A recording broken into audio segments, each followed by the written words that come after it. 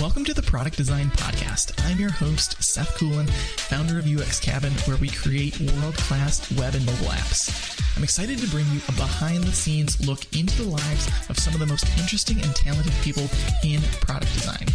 We'll get strategic advice on how they got to where they are today and things they wish they would have known earlier in their career. Hey everyone, welcome to this episode of the Product Design Podcast.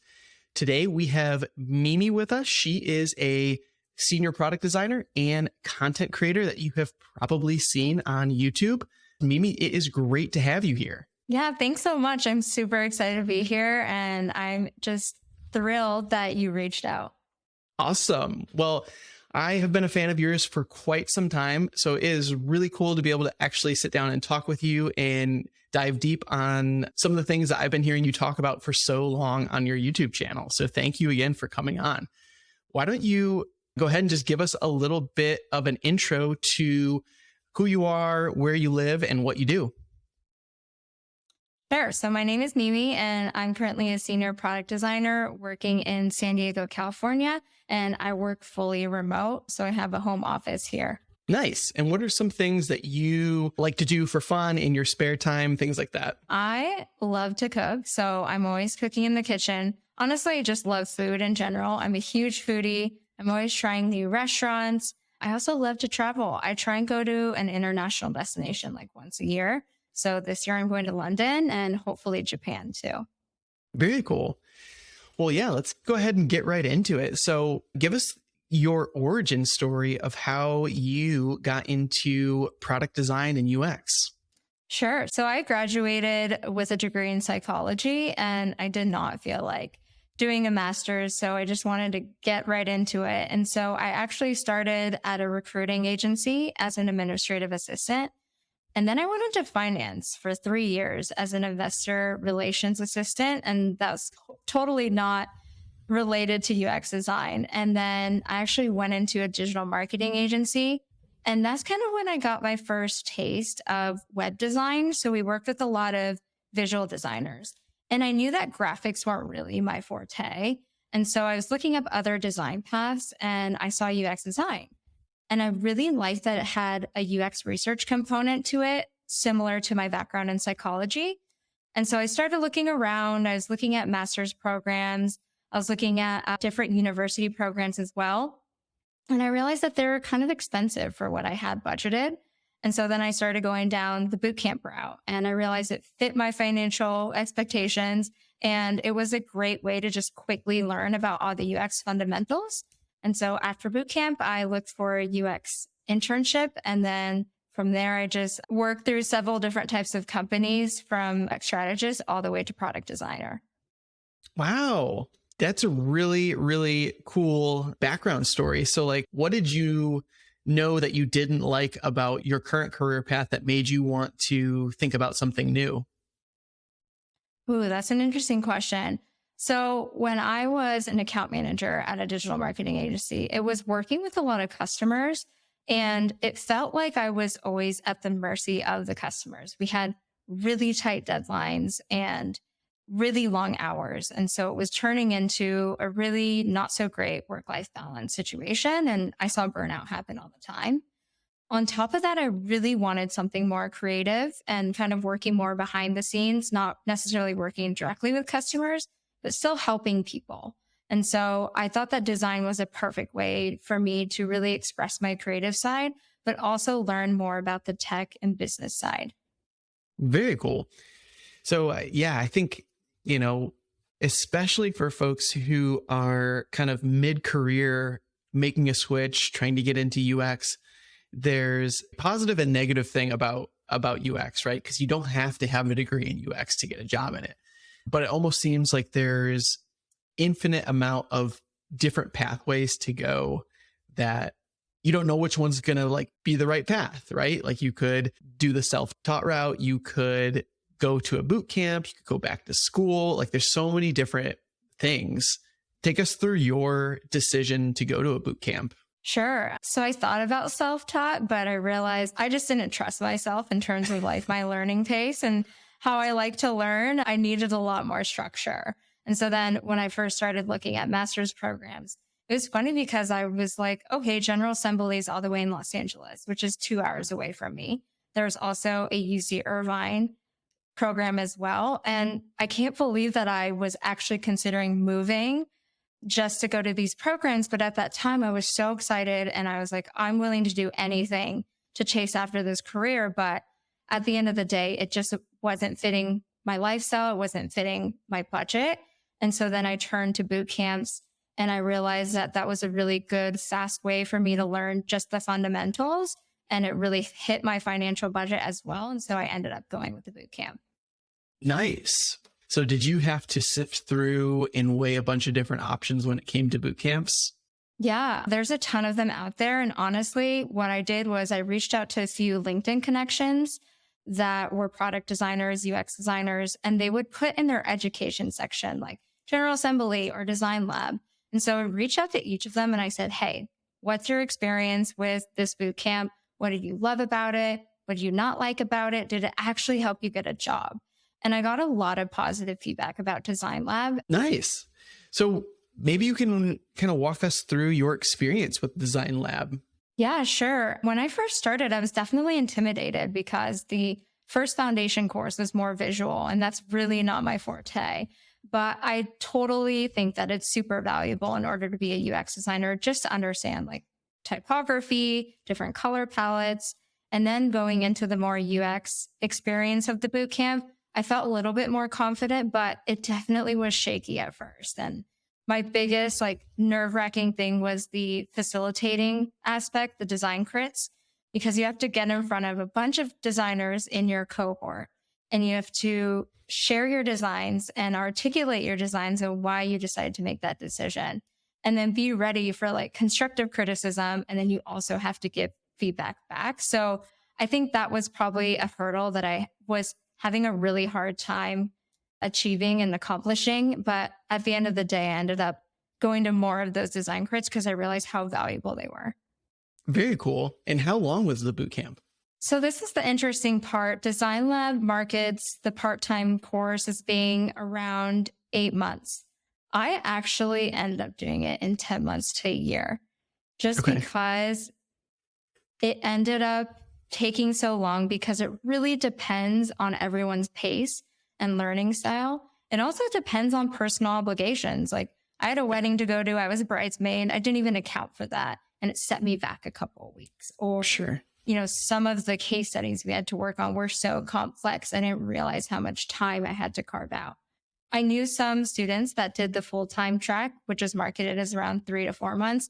And I know a handful of them that were like, this is not what actually happened. So it really depends, but it's kind of leaning more on like the longer end. Wow. So you did part-time and it took about 10 months, you said? Yeah. Wow. So were you working all of this time doing like your day job and then doing this at night, or how did you balance that? Yeah. So I was working as an account manager at that digital marketing agency full time. I think halfway through, I was like, this is not feasible. Like I cannot do this plus all my different like personal obligations. And so I actually went to my manager at the time and I said, hey, is there any way I can kind of scale back and kind of go like a half part time? And I know financially I could do it. And so that's why I asked, and they were really accommodating. So I ended up doing, instead of 40 hours a week, I think I went to 30 hours a week. And so then I was really able to focus more on the boot camp. Nice. And how do you feel overall coming out of the boot camp? Like, did it, prepare you to get your first job? Was there, gaps in that you needed to kind of fill in on your own? Or how was your overall experience with it? Yeah, I think the boot camp in itself, just teaching UX fundamentals, they did a really good job. But looking back on it, there is a lot more that goes into being a UX designer that the boot camp does not teach.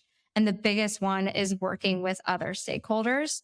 And understandably, boot camps can't simulate that experience of working with engineers and marketing and product managers. But because of that, I definitely struggled my first year of trying to understand the dynamics and navigating almost like the political aspect of being a UX designer and figuring out what's my role, like what are the blurred lines between product and engineer. So that is something, looking back, I wish I got a little bit more information on.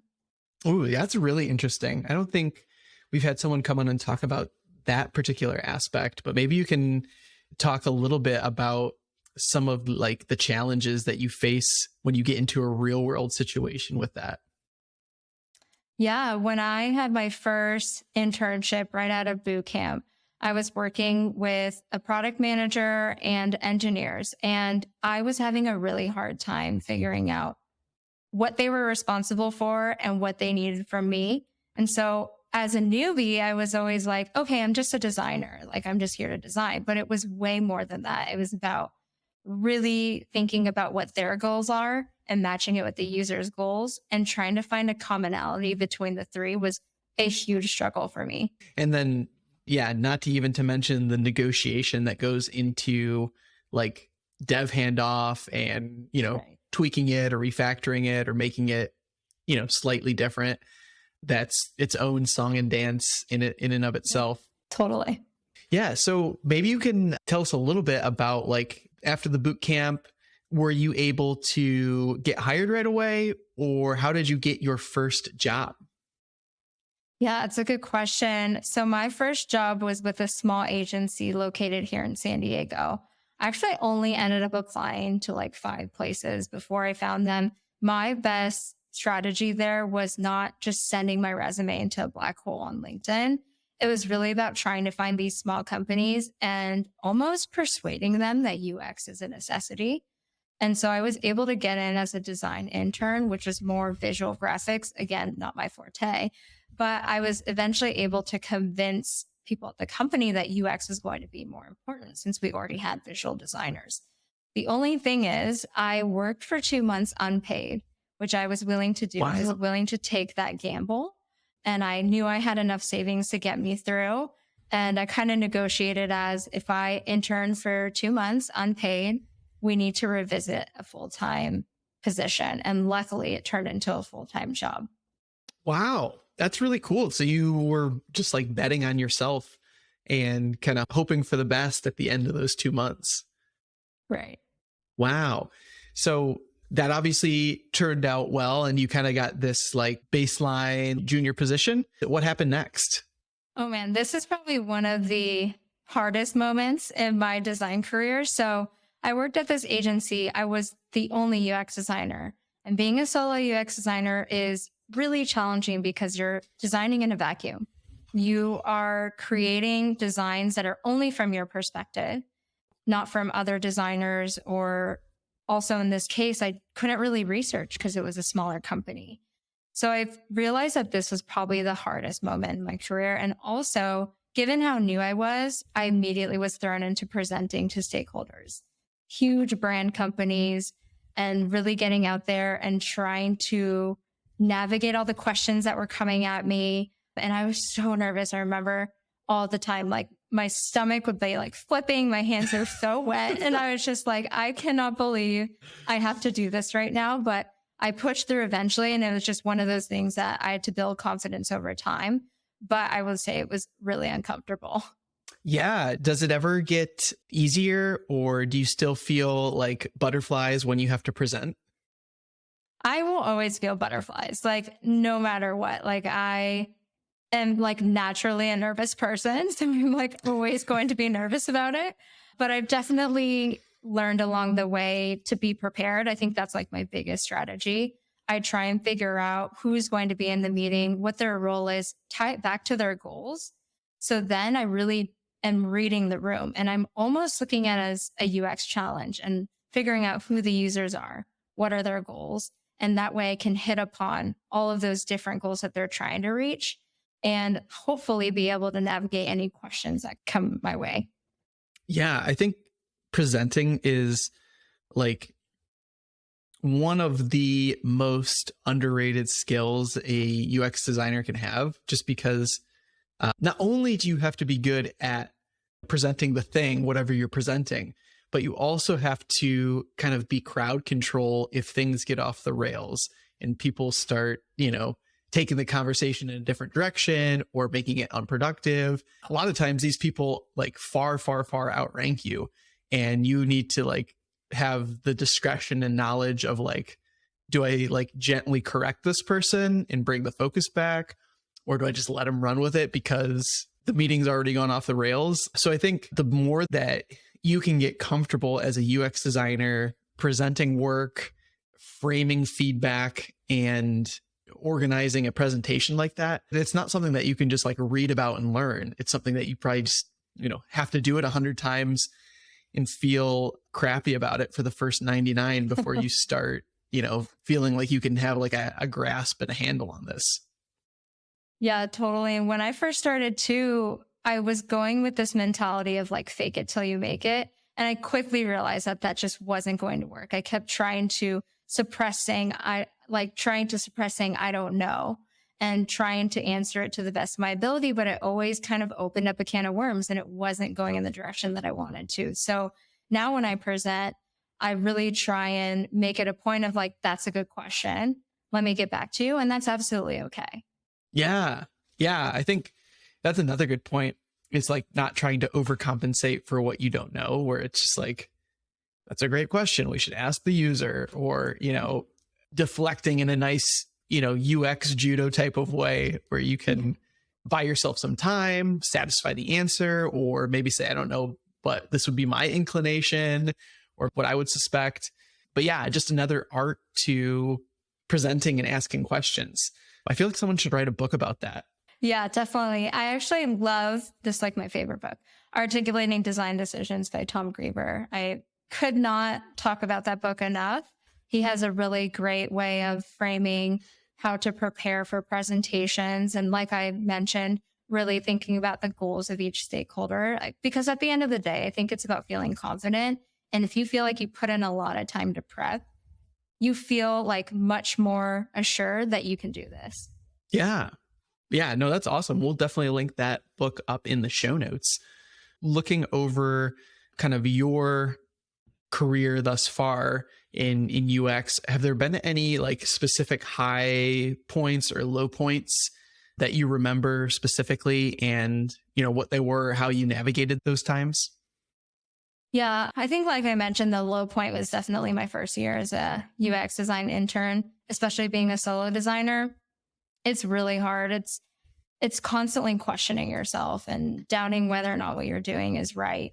And to me, like there's no right or wrong in UX design. It's really up to you and what you feel comfortable for, and really leaning on the user and the research. And the best way to navigate it is really just trying to learn on my own outside of working the day to day, really trying to figure out how I can better practice, and also talking to a lot of our stakeholders and just being honest and saying, this is my first time. I'm still learning. I'm still figuring it out, and try to lean on others for support if you're the only UX designer. Yeah, I could see that being extremely challenging because you don't have necessarily someone you can just like say, I don't know, ask senior designer over here or ask senior researcher what they want to do. Did you at any point in these times like look outside of your company for like mentors or communities that you could bounce ideas off people? Yeah, I did look into it like ADP list, but I don't know why, but I never ended up signing up for it. I was a little intimidated too, to reach out to like random designers on LinkedIn. Again, like at that point, I was still feeling pretty insecure about what I was doing. So much though that it kind of hindered me from really asking for help because I was trying to do everything on my own. Yeah. At what point do you feel like you started to feel more confident and come into your own? Yeah, my next role after that was working at a startup, and we had 4 UX designers, which was such a blessing. And I immediately, when we started getting into design crits, it was really helpful to see what everyone else was working on and how they approached certain designs and what kind of problems they were solving in order to create like a consistent, holistic experience throughout the company and the product. And so that really helped me feel a lot more better in like what I was doing, and also just learning about other people's approach to UX design. That's really cool. Yeah, I love, just getting getting a handful of UX designers in a room and tackling different problems, because just like, you see someone do something like, holy cow, I did not know you could do that with a prototype. Like, how did you do that? Teach me. Or just like, Yeah. Someone creating something that's, just like so wonderful and delightful. And you're like, I never would have thought of that. Let's dig into how you did that and like how you even came to that conclusion. Because you just like learn so much more, even if maybe you're more senior than someone else. Like, everyone's kind of got a little something that they're really good at, or that they can bring to the table that are different than your strengths and skill sets. So I think it's really valuable whenever you can have multiple designers on a team. Yeah, totally. And I felt the same way about design systems and still trying to figure them out. And we had a designer who was really good at them. So it was awesome to share knowledge. And then it wasn't even only like UX deliverables too. It was a lot about that, what I mentioned, like the dynamics of working with other people, and a lot of advice on, hey, I am pitching this design and I'm not getting buy-in. What would you all suggest? Should I look into data? Should I do user research again? So that was also really helpful. Yeah, no, that's really cool. So kind of talked about the low, talked a little bit more about the high. Just looking back over like your whole switch and kind of even what you did for college and anything, like looking back, is there anything that you would have changed or done differently that maybe would have expedited your path? Or do you feel like you made the right decisions in the right time with the knowledge you had to be happy with the path that you took? Yeah, that's a good question. I don't think I would have done anything different given kind of like my growth journey after college. I feel like everyone feels the same, where they don't know what to do. They're like, should I go in this direction or this direction? And I was kind of the same, where I was still trying to figure out what career would be best for me. So I think I kind of had to go through the rite of passage and figuring out, I don't like this, I like this. And so when I did find UX design, it really did click for me. It was like a light bulb moment where I was like, I am not hesitant about it. I genuinely think this is something that I could be good at. And so I really wouldn't change much in terms of the switching and the timing. Yeah, that's really cool. Any advice you have for people who might be considering a switch right now? Yeah, I definitely would say my biggest tip is not to worry what other people think. I know that when I made the decision, one of the stories that resonate me the most is my husband went over to my parents' house and I wasn't there. And on his way out, my mom pulled him over and was like, hey, Mimi's about to pursue this UX design thing. I don't know what it is. Like, do you think she'll be okay? And there was a lot of concerns of that, like a lot of friends and family being like, I don't know what this is. And I hope it works out for you, but I'm very nervous. And so I was kind of grappling and navigating through that. But at the end of the day, my core, I was like, I know I can do this. I have the confidence. So I think one of my biggest pieces of advice is like, listen to your gut. And if you really feel like you can do this, then go for it. Very cool. Very cool. So in addition to UX, you also make a lot of content on YouTube. Maybe you can give us a little glimpse into how you started doing that. Yeah. Oh man, it's been, I think, a year-ish now. And when I first started, I think it was during the pandemic, and I was like, I need something to do. But how it really sparked my interest was that I was really tired of all the different narratives of what UX design was at the time. Most of the sources that I was seeing was all from boot camps and Medium articles from like very experienced UX designers. And no one was really talking about the non-glamorous side of UX. And since my experience with boot camps being kind of up and down, I was like, I want people to know, like, I want to be as honest as possible and give people the other side of the story. I never wanted to go into discouraging people, but my intent was really to show people the other side, because at least for me, if I committed to a career and I took all the time and money to get there, and then I found out all these things, I don't want anyone to feel like they wasted their time. Yeah. Yeah. I mean, the way I kind of think of it is like, to get into UX and product design, like from scratch, you kind of have to go through a period of just like obsessing over it and being really, really just naturally interested in it and wanting to pursue it. Because it's like you are trying to become a pro in this career field, right? So it's like, I might like baseball, I might enjoy it, and I might be able to like hit balls in the backyard, but like the amount of effort that I would need to put into it to like even just play on a local team, much less like pro, like I would have to be like insanely like invested in it. I just feel like, people think it's almost like, oh, well, I just go get this certification and then, a 3-month certification. And it's just kind of like getting your realtor's license. And then you just go, work at Facebook, right. And make a ton of money, right. That's like not the reality. Yeah, totally. And it almost feels like too, there's like pressure on yourself because you're like, the stakes are higher than instead of like just learning baseball or like pottery. And so definitely I put that pressure on myself, and it felt like I could never learn too much. Like there's so many books, so many podcasts, and it was hard to keep up, especially with technology being so fast all the time. So definitely that was also a challenge for me, and definitely caused a little bit of burnout too in the boot camp, because I was trying to not just do the bare minimum of the curriculum. I was looking for outside resources. And I think that really set me up for success, but it also drained me in the meantime. Yeah. I'd be curious what you feel is like, and I know everyone's different in how they learn, but what was like the most helpful resources for you? Was it like actually doing like tangible exercises? Was it kind of learning from books and videos and resources, or what was really helpful for you in getting a good grasp on UX? Yeah, I think for me is I remember our facilitator was send a lot of like design challenges online where it would spit out a quick prompt and you would have to design based off of what the problem was. So I tried doing those a lot outside of the boot camp.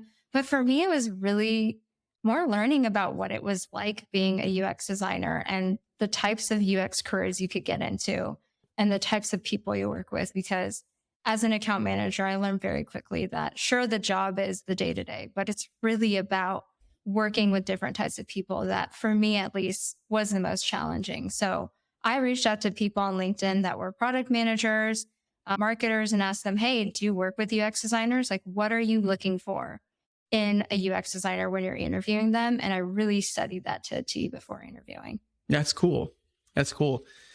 So kind of tracking back to my original question on YouTube. So you wanted to kind of give a glimpse into, the reality or the, not so glamorous side of UX. And what was your feedback from people who watched your videos? Yeah, I would say one of my first videos is what I hate about UX design. And it's probably one of my most viewed video on the channel because it's controversial and it just sparks a lot of engagement, either people disagreeing or people agreeing. And they're like, thanks so much for surfacing this. I think it's so important. I casually filmed that thinking that maybe no one would see it.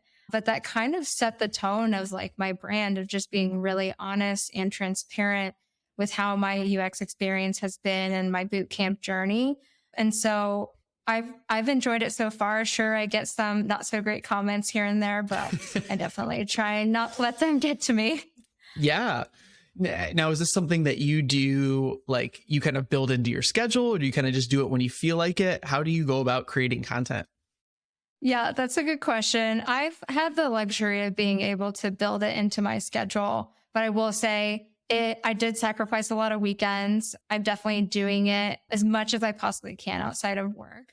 And I'll be honest, with my new job that I just started, I have not posted in a month, which is super not normal for me. I usually post 2 or 3 times a month. And officially, this is the first month that I wasn't posting consistently. Okay. So do you have any like specific goals or long-term views of what you want to get from creating content? Yeah, that's a good question. I think long-term goal, I would like to shift a little bit less from UX design and more into personal, interpersonal, kind of psychological videos.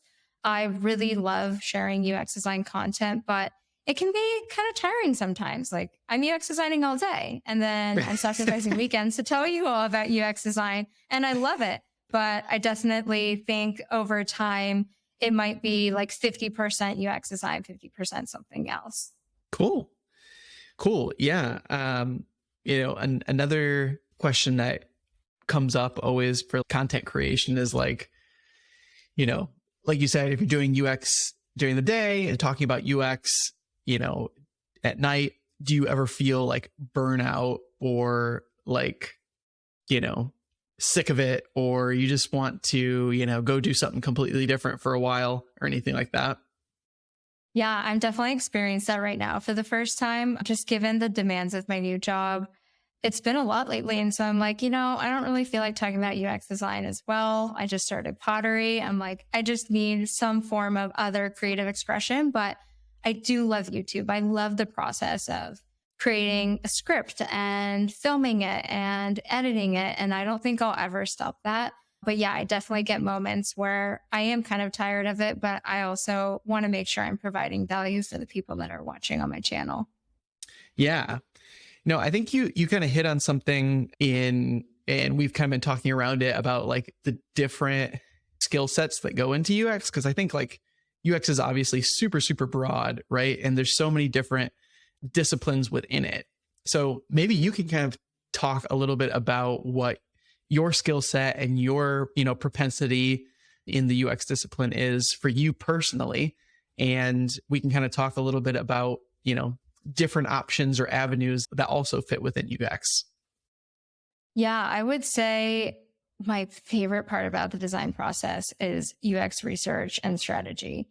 I have worked with UX researchers and they do more large scale projects, but it's really nice to get support from them and also listen to the types of calls they're doing with users. So I would say that's where I thrive the most, given my psychology background. Where I would love to improve more on is my UI design. So I don't have enough background for like graphic design, visual design. So I do struggle with that sometimes, but that's when I lean really heavily on the other designers where that's their strength. Very cool. Yeah. No, I think another kind of, I don't know if you want to call it like flaw in the system, but just like you say UX, I'm a UX designer to someone and someone might say like, oh, you just do research. Or someone might think like, oh, you're like basically like a graphic designer. And yeah, there's lots of different stages that people are hyper focused or disciplined in or broadly focused. And they can kind of do a little bit of, everything. I guess you could call it like full stack UX. But yeah, I mean, I think, well, this would be interesting for your take. Do you think that UX designers should be able to do everything from, research to high fidelity prototypes? Or do you think that people should kind of have a specific niche within the UX process and kind of hunker down on that? Yeah, I feel like being a generalist UX designer is really challenging because you're working on every aspect of the design process. And I think the pressure is overwhelming. But on top of that, you're learning about each process and you're taking time to go out and remind yourself or figure it out for the first time. And sometimes I like joke around and say like, maybe we're a master of none because there's just too much to do and we can only spread our skills like so thin. So this is my first time working with a UX researcher and a content designer. So like a full stack team. And I feel like it's such a luxury, like to be able to work with them and especially with the content designer and help with more of the copy side of things and how information is laid out is something that is taking the weight and the burden off of me. And I think it's so important to constantly have these types of designers at companies. The only downside is that a lot of companies don't have the budget. But I definitely wish something I hope for in the UX industry is that we can lean on the three more. That's cool. Yeah. And I think some of it goes into even just your, personal preferences for what you like to do, right? Because some people like, man, I really like this aspect, but if I did this all day, I'd get so bored and I want to be able to like shift and move and do different things. So yeah, I think there might just be some natural propensity toward what area of the UX process you go into. But I don't think I've really ever had the luxury of having that many disciplines on a single thing. so I can't really speak to it, but that would be a really interesting experience, I think.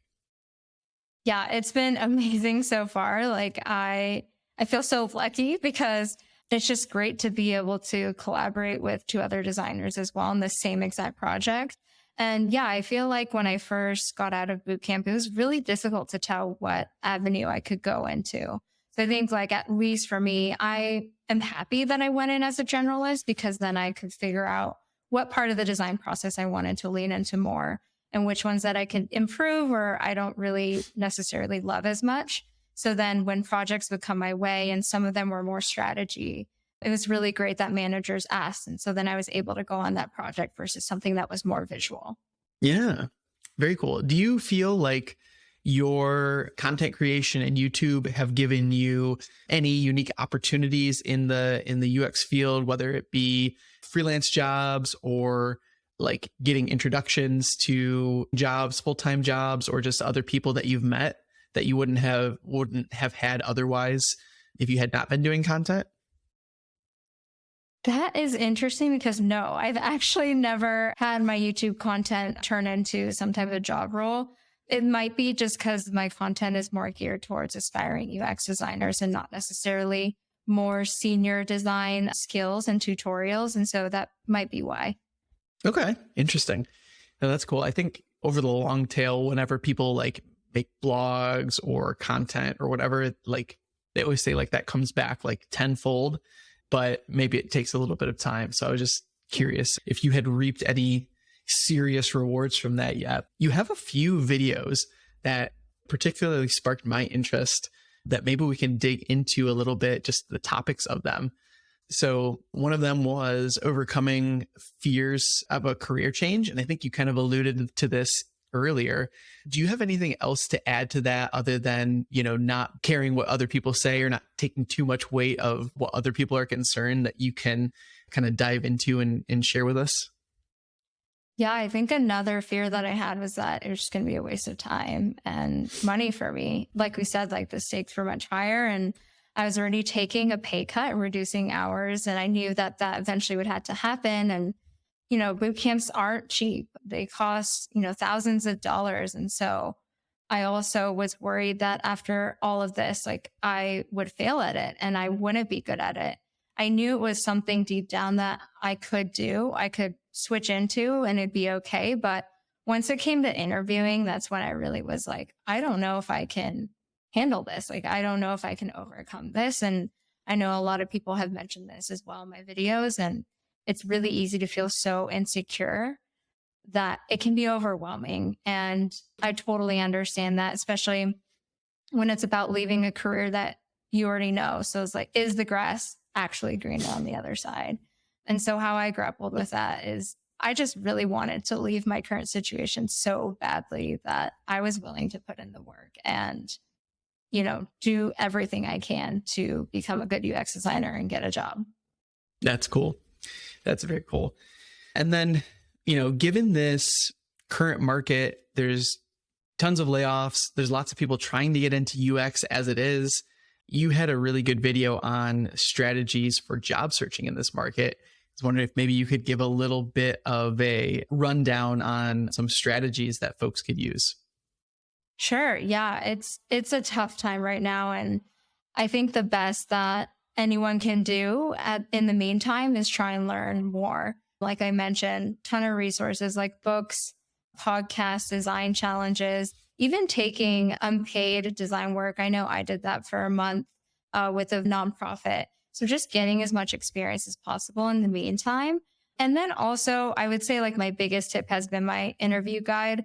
It's a ton of questions that I've seen throughout my 4 years of interviewing with a ton of different companies and creating your own template for that too. And just kind of being more prepared of what's going to happen once you do get that interview, because at least one of my biggest mistakes was I would go into the interview and I would look at the company. I would, look at their mission and the product, but there's so much more to the interviews. It's rounds and rounds of them from different types of stakeholders, and they're looking for different types of answers.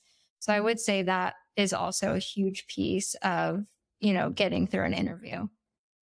Yeah, I'd be interested from your perspective. A lot of people that I've talked to, they're like, yeah, the first handful of interviews I did were just kind of like throwaway practice interviews. And then I started to like know what they were looking for and get a little bit better. Is that similar to your experience with interviewing? Yeah, definitely. It's always nerve-wracking doing the first two because it's weird, right? Like people are just asking you questions and it's just like a one-way street and you're like, what am I doing? Like I'm not used to this. And so it's definitely like warming up a bit before ultimately doing more and more interviews where you feel super confident and you kind of get the groove of like what's typically being asked. And so I definitely feel like my first few are, like you said, like throwaway ones. And that's totally fine. I kind of strategize it that way where I try and apply to ones where I'm like, they might not work for me, but it's good practice. Yeah. I think that's great. I think, yeah, with interviewing, kind of like presenting, the more you can do, the better you get at it and the more you feel comfortable with it. I also think it's like you can kind of pick and choose what type of interview process you want to go through, right? So it's like, if you want to try to get hired at Facebook or Amazon, like you are going to be in for, so many rounds of interviews, talking with so many people, probably going on site somewhere and like having to be in person and, weeks and weeks and rounds of interviews. Or maybe there's like a local agency near you where you maybe just need to like do a few interviews and it can be a little lighter on the interview side. So I think like, yeah, one thing I would say is just like all interviews are not the same. Like I've hired people off of one interview and also had, people for multiple interviews at UX Cabin. So I think, you can kind of in your mind be thinking like, how big is this company? What's their interview process like? Do I want to go down that path or do I want to, try and find something a little bit more abbreviated based on just like company size? Yeah, totally. Even my first UX design internship that was unpaid, it was just like at a coffee shop for like 15 minutes. And they're like, all right, you're in. So then after a few years, I was like, okay, maybe this is how it goes. And then I quickly learned that is not the case. Even this past round of interviews I did, I have a vlog on my channel where I'm like crying because it was so hard. I think at one point I was talking to 8 companies within a month with like 6 rounds of interviews for each. So I think I spoke with someone every other day and I probably bit off more than I can chew, but I think the industry asks a lot of us when it comes to interviewing. And I wish it wasn't the case, but maybe in the future it won't be that way. But at least for these like bigger tech companies, they are expecting a lot. Yeah, I had one friend who interviewed at Pinterest and I think he had like legitimately like 20 interviews.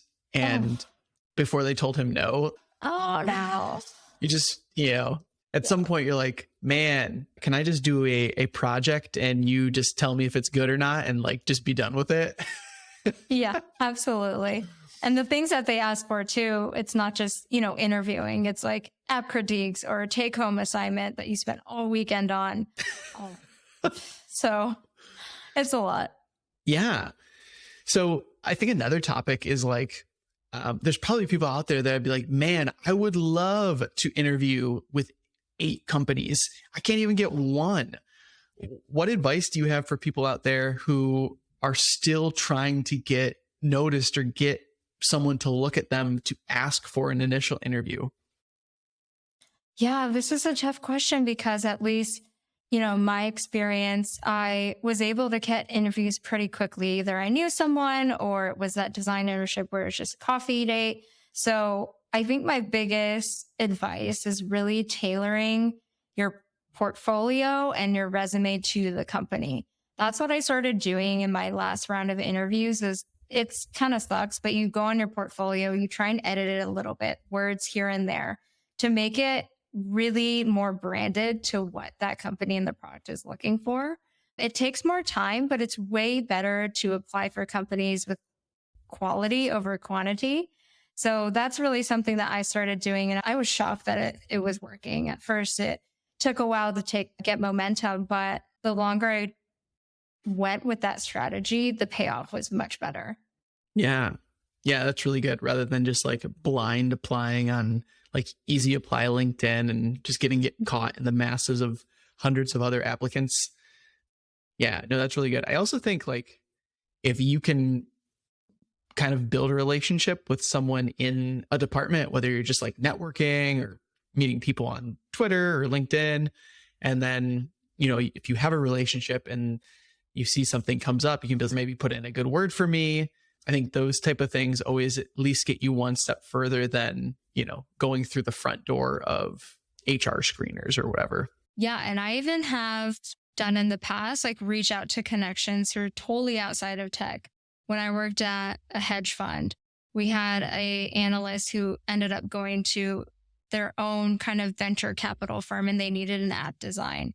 And I immediately just kept an eye on that person and reached out as soon as they kind of got their company running. And so it's really important to like stay on LinkedIn, try and see who your first connections are. Even if it's a company that you don't think has UX, it's worth reaching out. Totally. Totally. Yeah. And then, you know, just kind of rounding out this conversation, one of my favorite videos of yours is the stuff that no one tells you about UX. So maybe you can give us a little taste for what's included in that and what are some of the things that no one tells you about UX. Oh my gosh, hands down, my favorite one is the amount of meetings. Like, no one told me this. It was something I was so shocked about. And I even was thinking, like, maybe this is just me. Am I the problem? Like, is this company the problem? But I soon found out every single role company that I went to, I was in every single meeting. And sure, it's flattering at first because you're like, okay, everyone wants me. Everyone needs my time. They want my opinions. But after a while, I was like, I need to be a guard of my own time. And I do my best when I get a 3-chunk window where I can really get heads down and design. And so I started blocking off time in my calendar. And I always thought, maybe people might not like that or I'll get in trouble. But I was like, no, like this is necessary to avoid burnout, to make sure your work-life balance is good, and to make sure like you can actually design. Totally. Yeah. And there's a lot of meetings that you don't even need to be a part of where it's just like, they want you to be there to speak on something for like 5 minutes that might come up.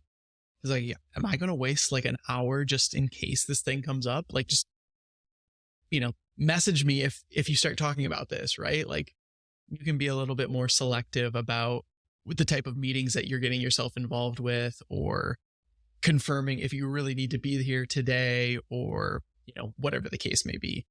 But yeah, that is definitely one. I 100% agree with you on that. Yeah. And I've definitely done that too, where after a few weeks being at a new company, I was in a grooming session and I was just sitting there and it just felt like everyone's speaking German. I was like, do I really need to be here? And so then I brought it up and I said, hey, I'll be available like in this 30 minutes and then just ping me if, you know, there's any design questions. Yeah. Anything else that no one tells you about UX? I'm trying to remember the other ones, but I would say definitely going back to like defending designs. It can honestly get exhausting, especially if you're not at a company that has UX maturity, which is some of the companies that I started at first. Is they didn't really understand the importance of UX. And so it was constant arguing of why it's important. And I found that throughout my career, the best thing to do is not just talk about the designs and a moment in time, but really have a conversation and like educating what UX design even is, like baseline. But yeah, I would say that is the most difficult thing I found as a UX designer. And sometimes I'm just like, you know, you have to pick your battles. And that's also Right. something that I've decided to do because, you know, I only have so much energy. Yeah. Yeah. No, totally. It's like whenever that like random stakeholders like, I don't like how this looks. And you're like, well, good. It's not for you. You're not going to be using it. Like, Yeah. this Yeah. is meant for a completely different user. And the thing I always go back to on that is like, you know, if someone gives feedback or whatever, and it's like, yeah, you might be right. We need to test this and get some results from there and see if our users will like it. Right. And just kind of Yeah. pushing any opinions, whether they be my opinions or other people's opinions, secondarily to let's just test it. Let's figure out. Let's see if people know how to use this, see if they like it. And then it's like, okay, I feel calm about this. I feel like I can trust the process. Yeah, totally. Qualitative and quantitative data always helps to back up like the real story. I've also found that when defending designs, really giving everyone like a pros and cons, like what are the trade-offs? What are the risks if we go a different way? Yeah. And if they're really high, like for the user, and it's going to not create a good impact and it's going to be a problem, it's going to be friction, then that's a hill that's worth dying on. Yeah. Yeah. And I think, yeah, like you were saying, it's like knowing what battles to pick. It's like everyone kind of has like a certain amount of personal capital, right? And if you're going to like fight for everything and be in a stick in the mud and like, whatever, it's like at some point people are just gonna be like, you're just an argumentative person and everything's always a fight with you. And I don't want to give you what you want. Right. But like, yeah, if you can use discretion and know, yeah, this is not a big deal. I can just like, I don't need to die on this hill versus something else is like, no, I really feel passionate about this and opinionated about this. Then it's like, okay, well, you don't feel that way a lot. So if you do feel that way that strongly now, I'm going to take your opinion and give it a lot of weight. Yeah, totally. It's definitely trying to find a compromise and meeting in the middle, because definitely want to avoid being defensive. And at the end of the day, if everyone's defensive and everyone's not trusting one another, people are going to quit. Totally. Mimi, thank you so much for coming on and sharing your knowledge and your wisdom and your experience. We've got a lot of great info from you, and I think it's going to help a lot of people. And with that said, I will let you have the last word. Yeah, thank you so much, Seth. This has been so fun. This is my first time on a podcast, and now I'm like, give me more, give me more. So I really appreciate being on the podcast today. Awesome. Thank you. Thanks so much for hanging out with us today on the Product Design Podcast. If you enjoyed our conversation, be sure and go follow our guests. Let them know they did a great job and you learned a lot. More to come in the following weeks as we bring on new guests. Please hit that subscribe button so that you will get these podcasts and learn a ton about the product design community. Excited to see you next time. Thanks.